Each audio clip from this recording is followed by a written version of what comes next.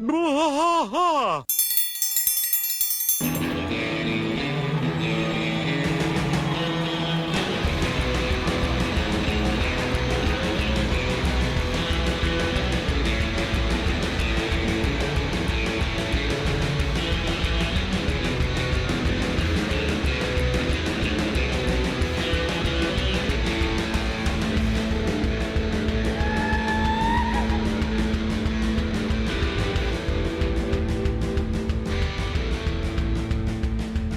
Bwaaa trash fight all through the night, deep in the heart of Texas. The trailer park is nice and dark, deep in the heart of Texas. That drinks his brew and he spits his chew, deep in the heart of Texas. The TV blares but no one cares, deep in the heart of Texas. Here we go! Hey everybody, welcome to Bwaaa, a King of the Hill rewatch podcast. I am Mike. And I'm Rusty. And Rusty, I got to apologize to you up front. This is the second recording of this episode. I guess I just didn't hit record. We went through the whole thing. Yeah, we did. It's all good. All right, we are doing Season 1, Episode 5. This is Luanne's Saga. February 16th, 1997. There you go. And I'm glad we redid it because I have been informed that the opening to this show, there is a cowbell.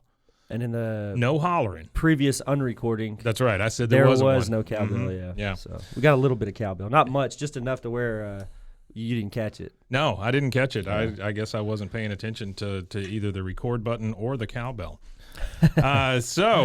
We start this episode.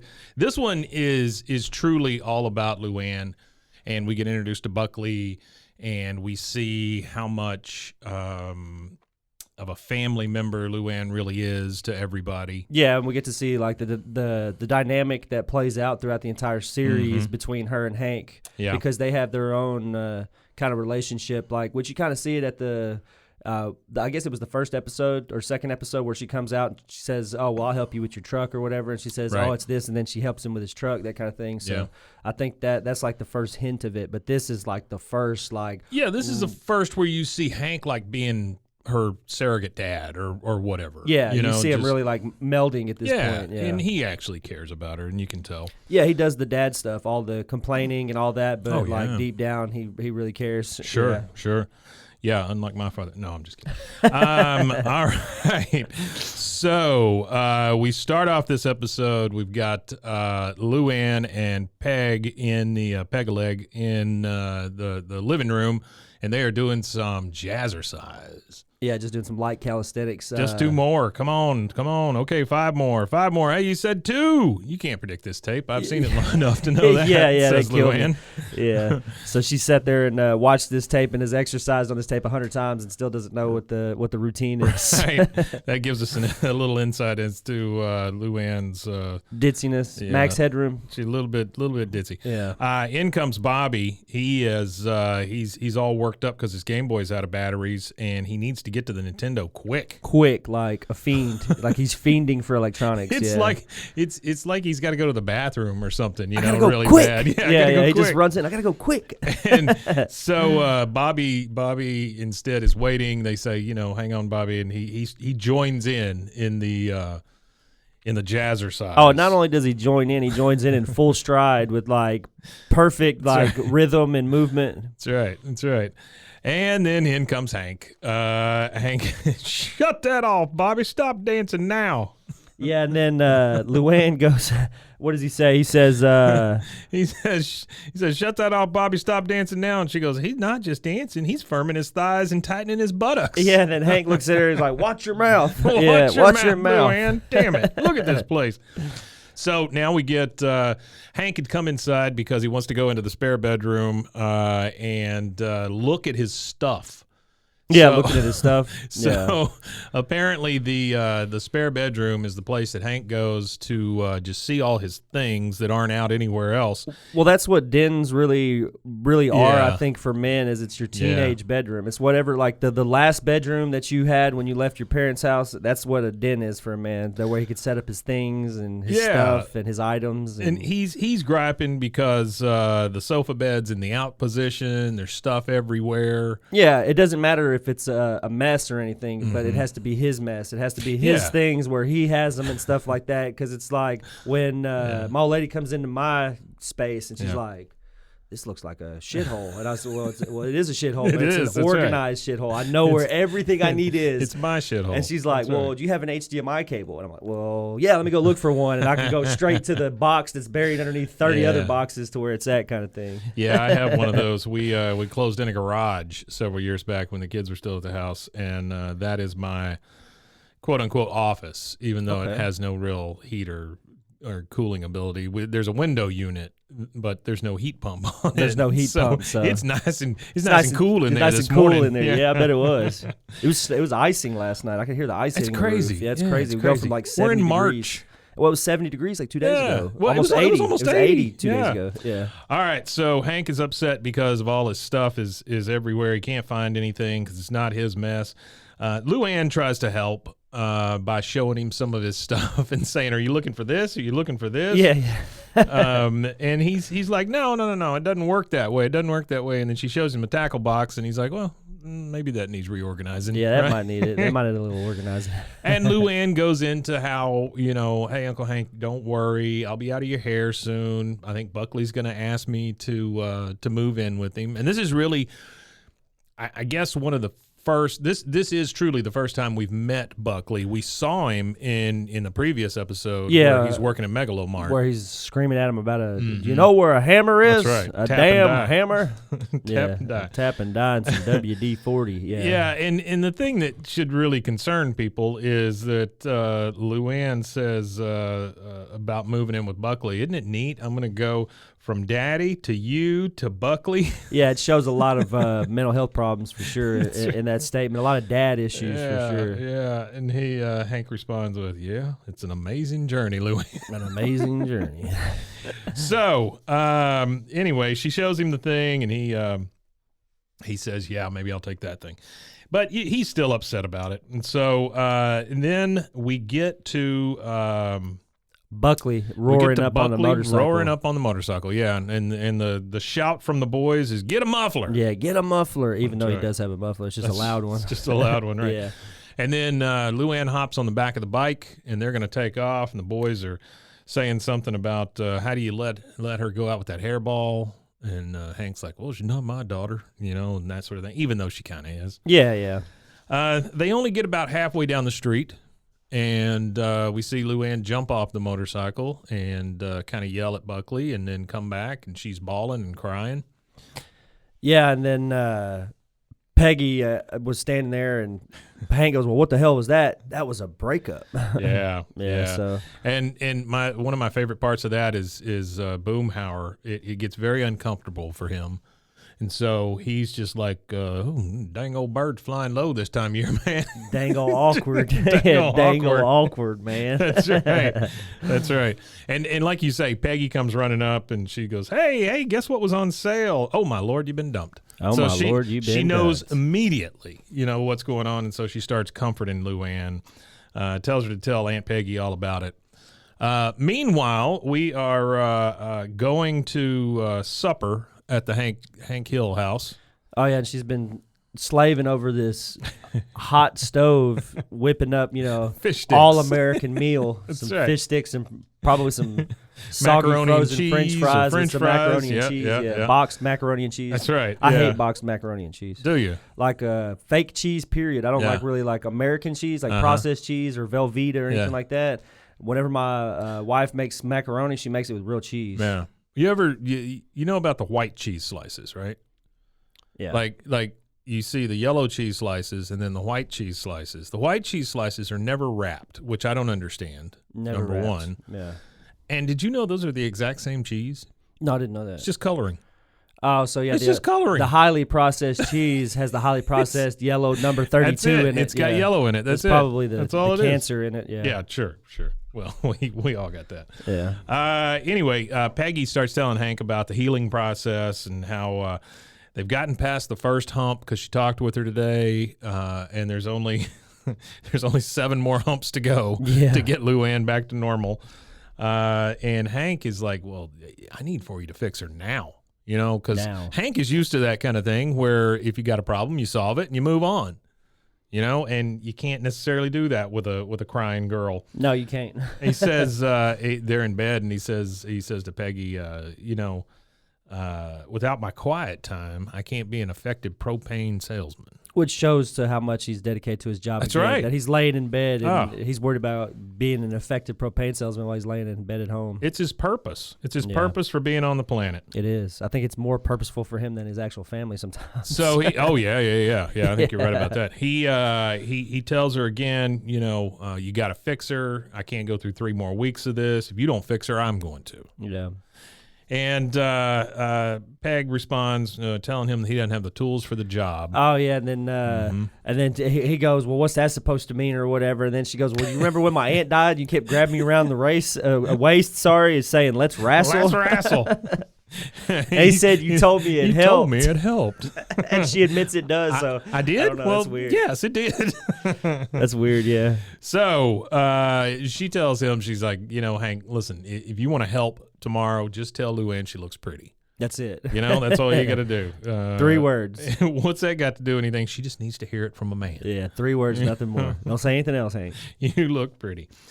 So then we see Hank the next day. He's watching one of his favorite TV shows. Yeah, he's sitting there watching Make Steaks, or Make a Steak is what it's called. Make a Steak. Then they have the commercial come on, and it's sorry, but let me talk about the steak thing first. So he's sitting there with the steaks, and it's like he's watching a football game or something, and he's like, well, Stu, which steak should I flip? Well, flip that one. And Hank's no, flip the other steak. Yeah. And I've got a small confession for you. I would watch that show. I would watch that show, too. I'm sure that it's probably comedy gold. I just want to watch a guy flipping steaks.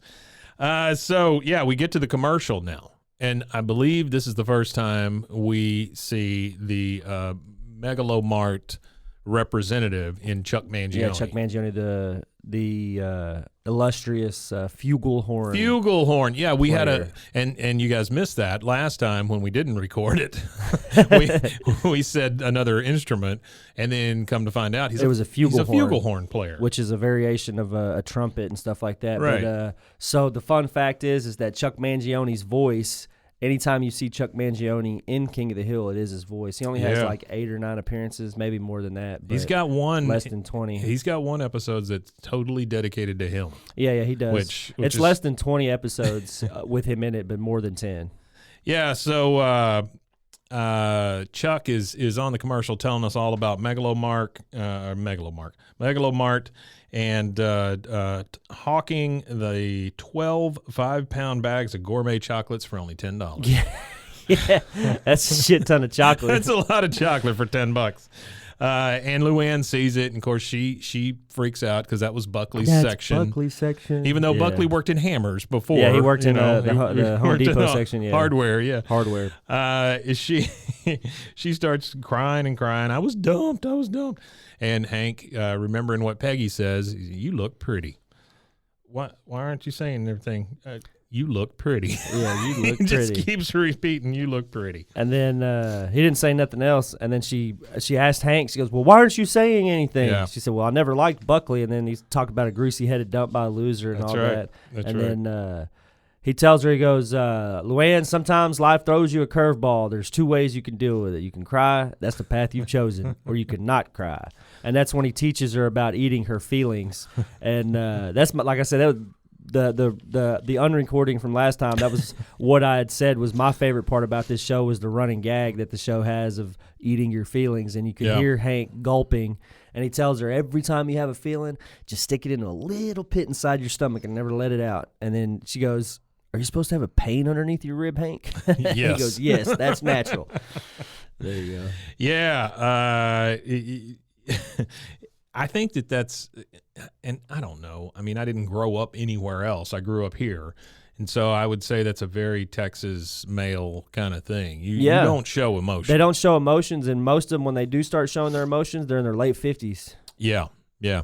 He gives her an example, because she says, I feel sick but not sad, so he thinks it's working. He goes, I mean, look at my friend Bill. He went through the worst divorce in this county's history, and but you never see him crying. And then he says it twice. He says, you never see him crying. And then you see his blinds closing, and you can hear him sobbing in his living room with no lights on. And it's like no lights on or nothing, just sobbing. That's right. Yeah.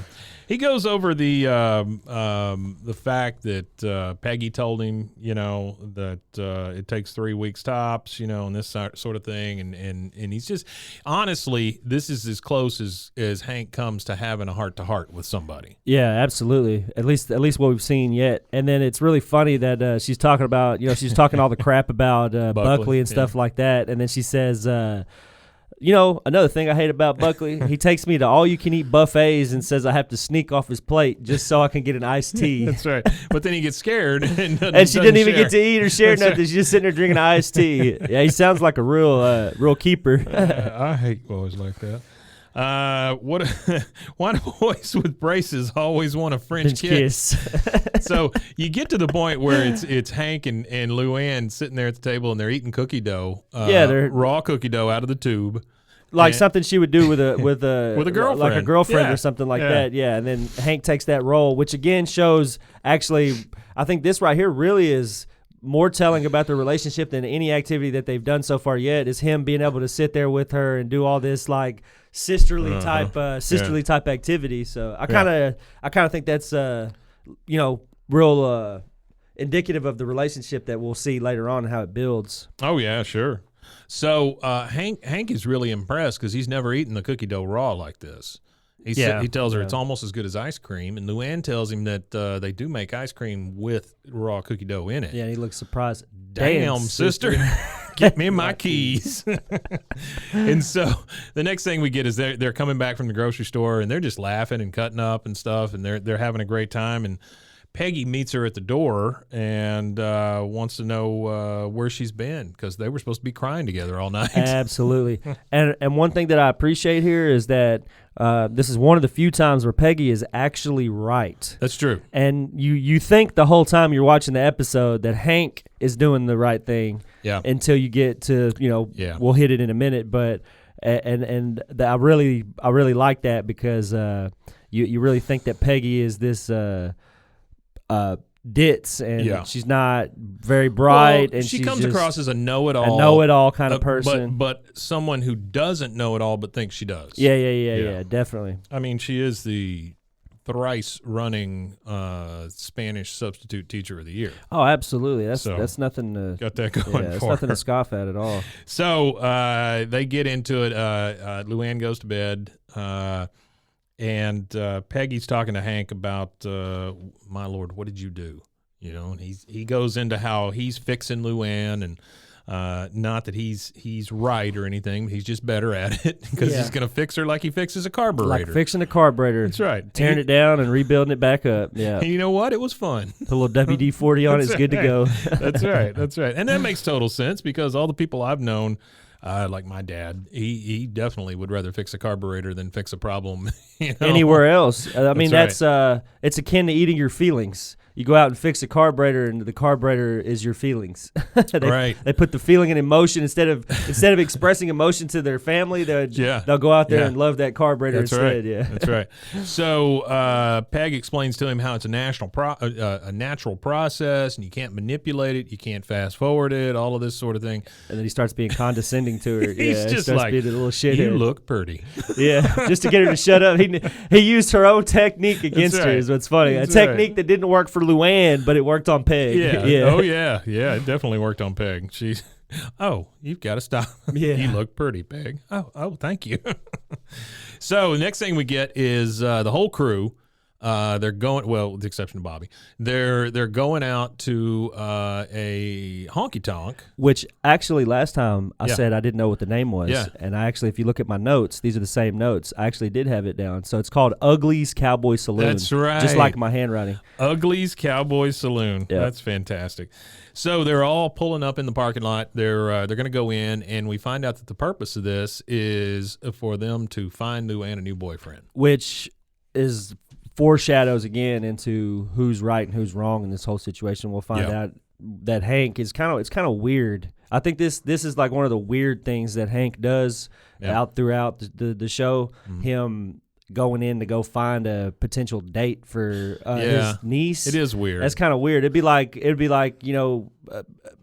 me going out if I had a niece and trying to find her a partner. That's just odd kind of thing. It just feels really weird. I think he's kind of doubling down on the fact that he's right. I think that's what it is. You know? It goes back to the carburetor. Like he's still tearing apart the carburetor at this point, and he's building it back up. That's how he sees it. He's trying to show Peggy it's just this easy. Yeah. You know, you just replace him with somebody else and everything will be fine. And it's done. Yeah. And then and he is still trying to get Luanne out of his house. Yeah, he's actively at this point. Yeah, I mean, still trying to get her out of the house. He does love her, but he doesn't want her to be there. Which I can completely understand. Yeah, because my wife and I had 5 kids, and they got to get out. Yeah, got to get them out quick. I love them, but damn. So he talks about how he's just got to get that girl out of his den and that sort of thing. The girls are told to go ahead because he needs to help Bill close his jeans up. Because Bill is wearing jeans with an open fly, still wearing his wife beater. But he's got a cowboy hat. Yeah, he's got he's got a leather cut on or whatever. But they say that seems like a pile of work just to get your den back. And he goes, "Well, it's not about my den. It's about that poor girl living in my den." That's right. and then they start talking about, well, what's her type? What are we looking for? Oh yeah, it's a scientific fact that women like round, muscular butts. I'm gonna look for a guy with a Bill round. says muscular I'm gonna look butt. for a man with a guy with a round, muscular butt. So they get in there and they split up and they start looking for somebody for Luanne. Now, Peggy does not know that this is the mission here. No, she doesn't know what's going on. And then Bill is often used as a decoy for Peggy, and I'm not sure why they always use the decoy for Peggy. I don't either, because Bill is in love with Peggy. Yeah. And that alludes to what I was talking about in the unrecorded podcast about it's going to follow me to my grave. About the fan theories behind Bobby's existence. Yeah. Hank having the narrow urethra problem and all that stuff. Bill was which we don't know yet. Assumed we don't know that yet. We right? don't know that okay. yet. No, it's not known yet. I don't think. But that's So one of the fan theories is that Bill and Peggy had an affair, and that's how Bobby came about. And if you look at some of the tendencies that Bobby has, he kind of falls in line with some of the things that Bill does too. He looks a lot more like Bill. Bill. He looks more like Bill. Yeah, but definitely. then you see Cotton, Hank's dad. Mm-hmm. And then you could see the similarities between you definitely him see Bobby and in Cotton. Yeah, or Cotton and Bobby, whichever. Yeah, either. So Bill is told to keep Peggy busy, and so that means he needs to dance with her, and he's more than happy to do that. Yeah, absolutely. So he says, "What?" He gets all like shy and coy, and he's like, "What? Me dancing? Me? I don't want. I don't know. My arms around a warm. Okay." And then he runs, and he's like, "That's it. Yeah." Took him about 2 seconds. That's right. And then we go inside. We got Dale and what's his wife's name? Nancy. They are there, both of them for some reason. And here comes John Redcorn and asks if he can dance with Nancy. Hands a beer to Dale. Right. And he says, "I'll give you a bear if I can dance with your wife," kind of thing. And sucker. So then we see Hank talking to people, talking to guys, looking for somebody for Luanne. And then he talks about how if you go out with Luanne, she'll go Dutch. Oh yeah, that was Boomhauer. Yeah. He goes up to it's Boomhauer. He goes. He walks up to her and to ask her. He goes, "You go out with Luanne, she'll go Dutch. There'll be no other way." And then a woman walks up to him and whisks him away. "Well, you smell nice. Dance with me, sugar." And he goes, "I tell you what, it's that dang old CK1 man, just like catnip." CK1 man, just like catnip. It is just like catnip. Which then I guess Heck, they've already showed the womanizing ways of Boomhauer at this point. Yeah. We've done seen Boomhauer running out of tent with the half-naked woman at the Wimitanye event. Oh yeah. We see Boomhauer, as definitely taking full stride in his ability to pull women for sure. That's right. Yeah. So he goes off dancing, and then you now see Bill keeping Peggy busy by dancing. She's like, "Hey, what's Hank doing over there?" And he said, "No, don't worry about it." Starts spinning her, and then she wants to know why he spun her into Souvenir Gulch, which I just love that phrase, Souvenir Gulch. And he talks about how he can't remember all the steps and all that stuff. But anyway, he's keeping her busy. Oh yeah, the step thing is funny too. One of the things that I didn't get to talk about in the last episode, which we might have to do this all the time because I feel like this episode is. I feel like this is a better recording than the last one. Sure, yeah. But she says on 3, brush right then, fan left then, scoop in, scrape the sky. When she's sitting there doing all the steps and calling them out, it made me laugh. It reminds me of back in like middle school whenever you learned how to line dance and they'd have the radio playing and it just was some corny redneck white woman screaming out like stuff to do and do-see, do and twist your partner. Throw it in the wall. Yeah. So we're back to Hank and he thinks he's found somebody. For Luanne. Ask him his name. Guy says, Wade, sir. So, right away, Hank likes him because he's being respectful. He's got all the I'm the appearances. So what when you see this guy, he's got on a 10-gallon hat. Yep. He's got on the Texas flag button-up shirt. I mean, he's brush just popper. Quintessential. Yeah, brush popper. There you go. Yep. He's just a quintessential young Texas male. And the best thing is he's got a big belt buckle. Big belt buckle. Enough to where Hank notices it. That's one of the things. I'm sure that's the first thing Hank saw was the big old belt buckle, and that's what he tells you. That's some belt buckle. That's some buckle you got there.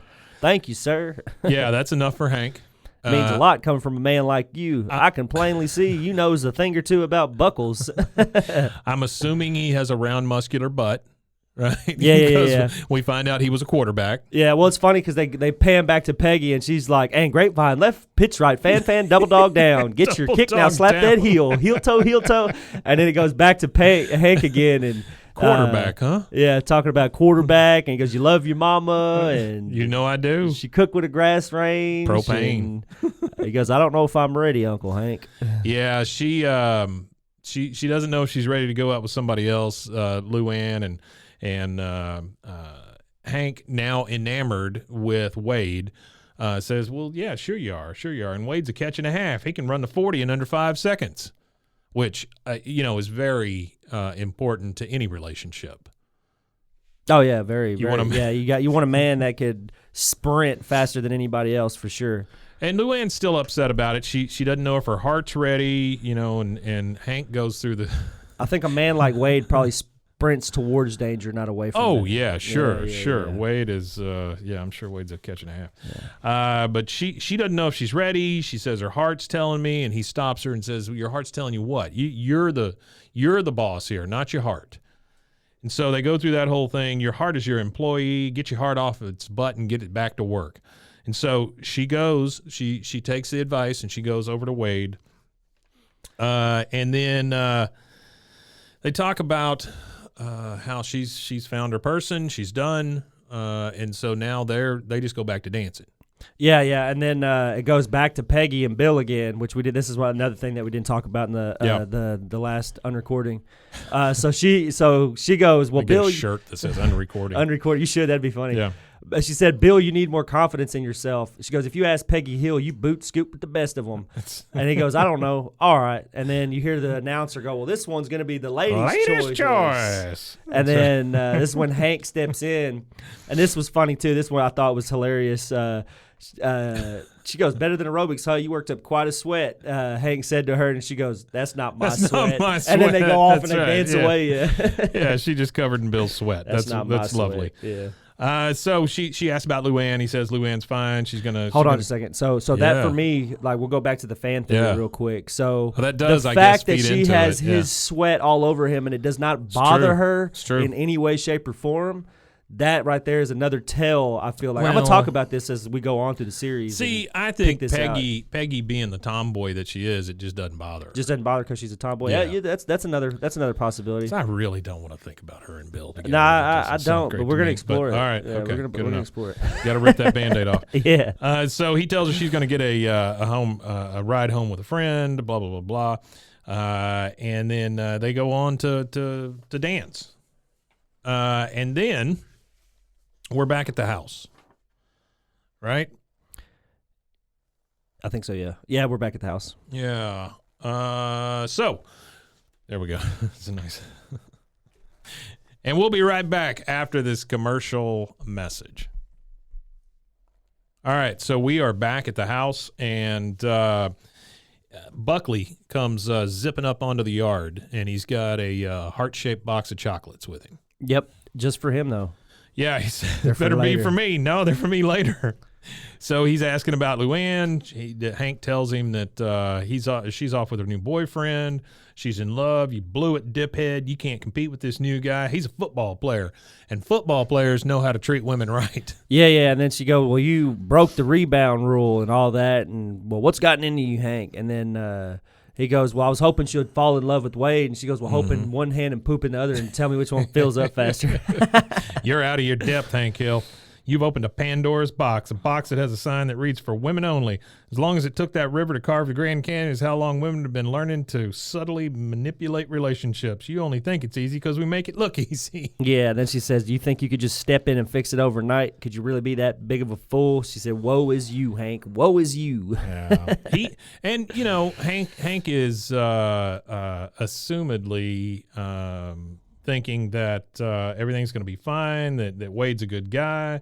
He runs fast. Again, that's brought up that he runs fast. So as they're talking about this, a car pulls up, and it's like a Camaro. Yeah. And they see that Luann's Or getting Dodge. out of it. It would be a Charger. Oh, a Charger. Yeah, Yeah, Charger. yeah. So they see that she's getting out of it. Or Challenger. Yeah, could be I don't either know. one. I think it's a Charger probably. And then they figure out that it's Boomhauer. Yeah. They look at the car and they're like, oh, Yeah. well, dang, old Wade's got his car dressed up just like just like Boomhauer's.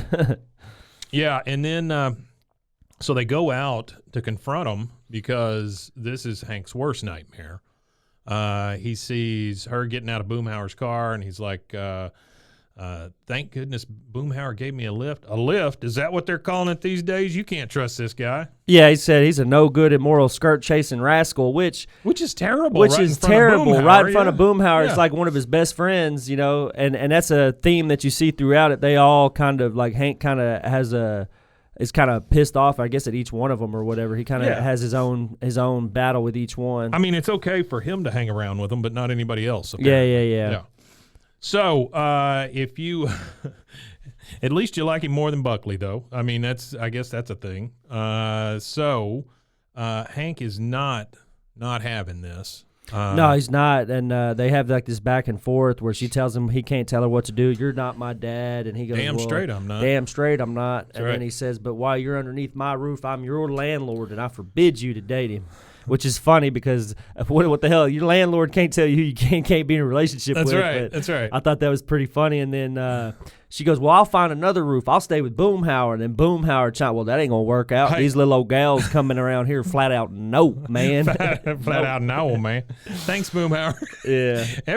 The thing is about Boomhauer that I find so funny is that he'll say these things, and we as the audience catch a bunch of it. Yeah, especially with like he told the park ranger about the crane, That's right. and he told him everything he needed to know, but nobody could ever But catch the it. people of Arlen, they don't understand what he's saying Well, at and that's all. the thing is that's funny is that Hank is the one that's supposed to understand everything that he's saying, and it's like he picks and chooses when he can understand him. So this particular time right here, Hank doesn't catch what he says, because. Yeah, nobody Boomhauer catches shut what he up. says. Yeah. So she says, I'm going to find another roof. She's going to go to Boomhauer's thing. And one of my favorites is Boomhauer. Dang old women from Mars, man. I tell you what. Flat ass no. So they are very upset at each other now. They are Hank and Luanne. and she's gonna go over there. He's gonna go back in. Yeah, but one part I liked about this part is it was a real dramatic scene for Hank where he's like, "Don't go in there." He's like screaming at her, "You'll be sorry, damn it." And I love the fact that again, it's only a few steps from Hank's house. You know, everything's just like right around the corner. There, right around the there. corner. And then this part right here is pretty funny because you see it's Dale standing on the front porch in a robe with a cigarette in his hand, and he said, "Well, damn, this neighborhood's turning into Melrose Place." But as soon as he turns around and walks in the door, Redcorn is climbing out the window. Yeah. Oh yeah. Yeah. And so we go back into Hank's house, and Hank is muttering and puttering around in that extra bedroom that Luanne was in. And Peggy comes in and asks him about it. He says he's making room for his leaf blower. She knows that it's not about the leaf blower, though. He's just pissed off and upset and worried about Luanne. Yeah, absolutely. It's that thing that I kind of remember this when I was a kid, when I was younger. You know, when I first left the house, my mom and dad, they'd be like, "Oh yeah, sometimes we just walk to your room and just stand there wondering where you're doing and where you was at." And I was like, well, "That's kind of weird." Yeah, so you could have just called me and asked me, but I guess it's like a parent thing. So that's what I took from this, is it shows really how much he actually cares. Oh, yeah. The fact that he goes to the room at all. Sure. Because he didn't have no business going in there at midnight. He could have just went to his room and went to bed, but he goes to the garage, grabs a leaf blower out of the garage, and then walks all the way into the den to put the leaf blower in the leaf blower in the den. Like, who puts a leaf blower in the den at that? Nobody. You know, nobody. And you know, Peggy's talking to him about it, and she's like, "This isn't about the leaf blower, is it?" And she asks him what he's eating, and again, he's swallowing his feelings. Yeah, just gulping them down. He's eating and swallowing his feelings. She says that you know, you tried to fix her like you did a flywheel, and flywheels don't talk back. Yeah, flywheels don't have feelings. Yeah. He said, I took her in, Peg. I put a 20-year roof over her head. 20-year roof. And a sofa sleeper under the rest of her. And this is the thanks I get? Well, no thanks. And so Peggy, again, you know, I told you so, Hank. Yeah, that's basically. what it is. It's just an I told you so. She goes, "You're upset because you actually care." Yeah. And he's like, "No, the only thing I care about is getting my den back." Yeah. And that's not true. We can see it. And so we go to we see Luanne in Boomhauer's place, and obviously Boomhauer's got her on the couch because he doesn't want anything happening. No, because that's a like he was just giving her a ride home, and everything got taken out of context because he is a womanizer. So Hank automatically assumes that he's going to womanize Luanne or whatever, but he didn't, and he was really respectful. He brought her home. She kissed him on the cheek. Yeah. Yeah, So- definitely. She initiated that. I just want to make it clear that Boomhauer is a man of character. He really is. Out of all the four, I feel like even sometimes he has a stronger character than even Hank sometimes. Yeah, he can. Yeah. Yeah. Boomhauer, I feel like Boomhauer is one of those guys that has like three things to live by or whatever, and he just never crosses those things. Yeah. He's got that hard line of principles, and he never crosses it no matter what. Whereas the other guys will kind of just go up and down with how their morality works. Dale, I guess, is on the extreme spectrum of being a terrible person. Yes, absolutely. And then, like you say, I think Boomhauer is the tip top, and then comes Hank, and then comes Bill. Yeah, absolutely. I think Boomhauer is probably the top as far as like morality and things, it seems like sometimes. So the next day, we see, which I guess is a regular occurrence. I don't know that we see it again, but they are divvying up the last case of beer because they're all going to go stand in the alleyway and drink. And they figure out that it's going to be uneven because you can't divvy up 6 beers to 4 people evenly. That's right. And that kind of killed me, the joke on that one. You know, let's just split that 6-pack up. We can each take 2. So who's not drinking who's missing out on a second beer is what I want to know. Yeah, sure. And then they talk about splitting it up, and he says, "Well, that cradle robber's getting none of my beer." Yeah. So we go back to now we got Peggy and Bobby doing the exercises in front of the TV. Yeah, and then he says, "Let's try a move of my own," and then he goes and split kick right and back and split kick left and sideways shuffle. It's a little bit of a callback to Peggy doing the thing. Yeah. So Bobby laments that it's just not the same without Luanne. Yeah, it's not the same without you just Luanne. can't do it there. Yeah. So they just want to get out of the house for a little bit. You know? Boom. Yeah, we're at the restaurant now. Yeah, now we're at the restaurant, and so now it's a family outing. What is it? What's the restaurant name? Luli's. Luli's, which for those of you who have never experienced the delightful food that you could get, the amazing deliciousness of Luby's, that would be what this is. So Luby's is a cafeteria-style diner where you go in, you have your tray, you point at what you want on your plate, and then that's it kind of thing. At one time in this city, I believe we had 3 Luby's and 2 Piccadillys.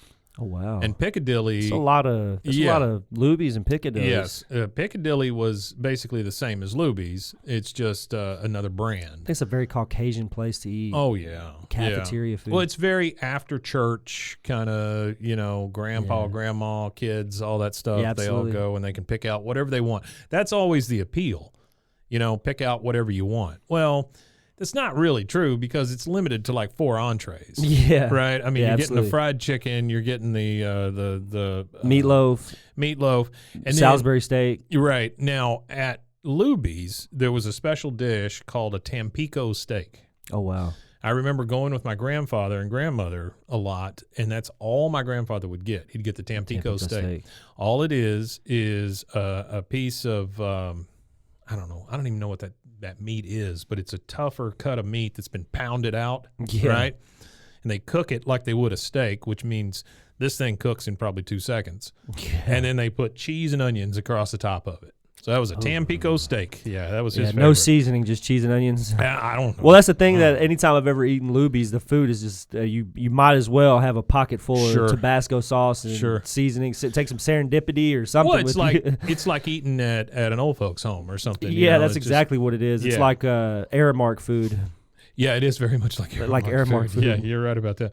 But Hank, being Hank, tells Bobby about how he can get whatever he wants, that they have 8 kinds of ketchup here and 3 kinds of catsup. Yeah, that blew my mind, too. I didn't know there was that many different types of ketchup. I kind of, we're going grocery shopping later, and I'm going to go and see how many varieties, not brands, but varieties of ketchup. And we talked about it last time in the early 2000s when they were having all this wacky food craze where they had like the green ketchup, purple ketchup, and all that stuff, colored mustard or whatever. And I guess because it's made out of tomatoes, that's why they make it red. I don't know.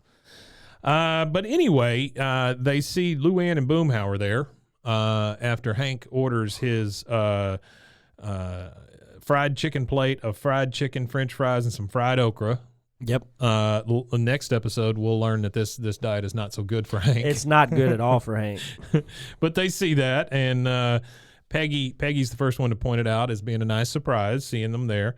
And, of course, Hank doesn't pay any attention, just asks about the gravy being lumpy tonight or not. Yeah. And then he asks for white gravy and brown gravy. I'll take a bowl of white gravy and a bowl of brown gravy. Yeah, and then Bobby wants to point out the fact that it's Luanne, too, and it's just he just wants no part of it. He just wants to, again, swallow his feelings, move on, eat his chicken fried steak, and go on about his business. And be done with it. Yeah. But he does finally have to acknowledge it, and he tells Hank, he goes, I don't know what you're thinking, but you got to know I'm no Woody Allen with that Soon Lee. Nothing's going to happen. Yeah. Yeah, that's Boomhauer talking about how he's not Woody Allen with Soon Lee. Yeah, which for those of you who don't know, Woody Allen married his, his adopted daughter?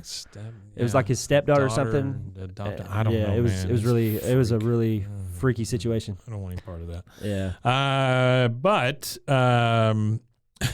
we get the back and forth with Hank and Luanne. Hank tells her that her stuff's all boxed up. She needs to come by and get it. She says, well, I hope you're happy. You're going to get your den back. And then she starts crying again. Yeah, and he says, don't uncle me anymore. I like that line. I thought that was funny. She goes, Uncle Hank, don't uncle me anymore. I remember my dad doing that. Whenever you get in trouble, he'd be like, Daddy, don't daddy me. Don't daddy me. Yeah, they kind of have a blowout there, and it's sad because she's crying again, and she gets up from the table at with Boomhauer and goes off crying, And Hank notices and says, well, I guess she got dumped by Boomhauer. And Peggy tells him, no, she didn't get dumped by Boomhauer. She got dumped by you. Yeah. Yeah, and that's just, it's one of those things, he finally goes, I think internally, Hank finally goes, okay, that's enough. I see, I'm doing the wrong thing. Yeah. Whatever. He knows he's messed up in a way. Yeah.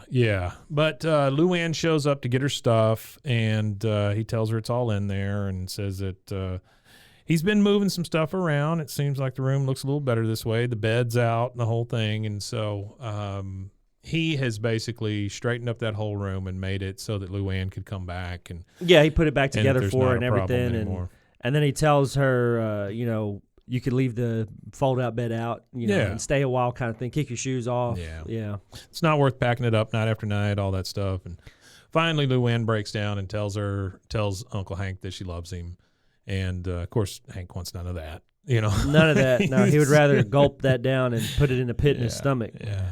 And then the last thing is we get back out to the alley. And then you got like the three guys standing there, and you have Boomhauer kind of set off in the distance, just watching them stand there and drink, which I thought was really funny that he's kind of standing there with his hands in his pockets like, you guys gonna ever say, come drink a beer? Or so then and so he finally says, hey, Boomhauer, you want a beer? And he said, yeah. And then from the last line of the thing is Bill saying, that was beautiful. Yeah, and then you hear all of them collectively start gulping down their feelings, and I thought that's like I said, that was why that was my favorite gag of the whole show. Yeah.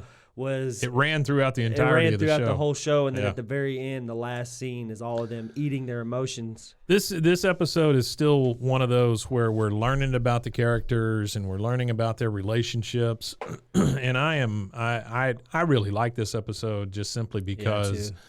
We figure out who Luanne is. It's a good episode for character development. Yeah, for sure, it really is. It's as silly as it is and stuff. It does develop these characters and make them these staples for you, so that later on the big jokes build by you knowing these people. Yeah, absolutely, and that's what you'll see later on. Especially you'll see all these fleshed out characters, and it makes more sense. When you know the smaller stuff, like these little interactions between her and Hank, like this particular episode, it gives you a better insight into their relationship later on for sure. Because they have a lot of contention back and forth, and it's mainly due to her choice in men kind of thing. Because Hank, you got to be an honorable, hardworking, and she usually gets with the. There's actually a scene in this episode where he's talking about what type of guy that she likes, and it cuts. And it shows this dude in a black flag shirt beating his head against a tree. I was like, wow. I mean, I listened to those bands, but I never was banging my head against a tree. Well, you gotta figure that's Hank's version of who these people are. Absolutely. Yeah, which Buckley is like a. Buckley is like the a burnout least of that. Yeah, he's not like a punk rocker beating his head into a deal. He reminds me of somebody who's just constantly baked. Yeah, I think he's just stoned 24/7. I think Buckley is pretty stoned, and he enjoys his motorcycle, and that's about it. Yeah, and I don't think Buckley's real deep. I don't think he's real deep, and I don't think he's really like malicious to Luanne in their relationship. I think he's just like he's not malicious. He's just like a 20-something-year-old kid who's still selfish and wants a pretty girlfriend and all that stuff. Just a burnout. But yeah, he's just a burnout, and he cares more about his friends than he does a relationship and stuff like that. Yeah, and then I think like with the chocolates, it wasn't necessarily like a snub at her, but he was just stoned, and he was at work, and he was like, they're on sale. They're on sale. Hell, I'll buy one of those. Well, I mean, I think we've all been there. After Valentine's Day, they clearance all this stuff 80% off or whatever. You're sitting there eating heart-shaped candy for 2 months. You buy a big heart-shaped thing full of candy, yeah. And that way you don't feel so bad when you throw out the crappy ones. No, I like them all. Strawberry cream. I like all those weird cordials and stuff like that, those weird chocolates. Well, I can tell you, when I was a kid, my grandparents used to buy me those chocolate-covered cherries. Ooh. Oof. I couldn't eat one of those now to save my life. Yeah. Man. I think it would just put me in a coma. Yeah, I'm not. I was never really big on chocolate. It's got all that goop fruit. in it. Yeah. And I don't even know it's a real cherry. No, it's probably like fruit paste. Fruit paste cherry. Yeah, it's probably some fruit paste cherry All right, flavored. guys. Well, next time we will have season 1, episode 6, and Episode 5. oh, it's episode 5. Is it episode 5? No, it's episode 6. It is episode 6. Yeah, it's 6. It is and, episode and 6. Hank's got an issue. And Hank does have an issue. Very personal issue. Very personal issue. Well, guys, if you want to know more, you can go to roguemedianetwork.com. And I have been Mike. And I've been Rusty. And Wimatanye. Wimatanye to you as well.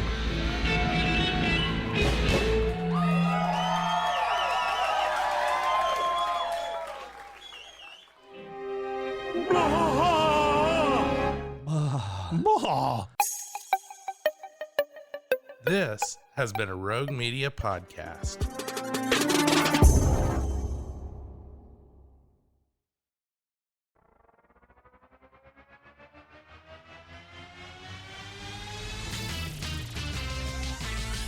Frozen, heroes.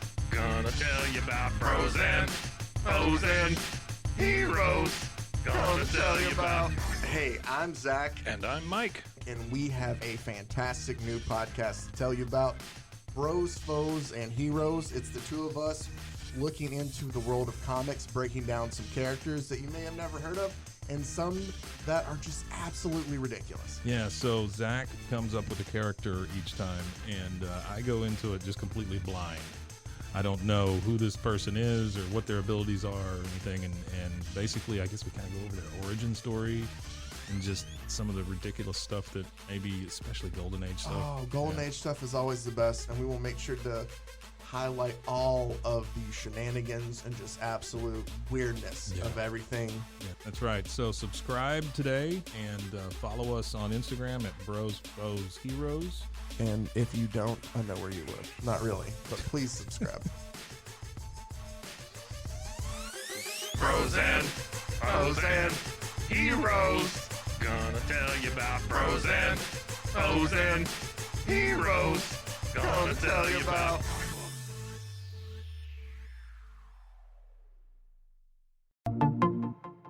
Welcome to One Star Rewind, a new podcast about those dreaded one-star reviews that every business owner hates to receive, but yet every customer loves to read. During this podcast, we will peel back that one-star review to better understand how it happened, when it happened, and what the business owner is doing after receiving that one-star review. This podcast will be about love, hate, and laughter. On One Star Rewind, we will meet with real business owners who will tell their stories and how they do rely on reviews for their business. Follow us on Facebook, Instagram, or download us at roguemedianetwork.com. Please subscribe, but only rate and review for not a one-star review.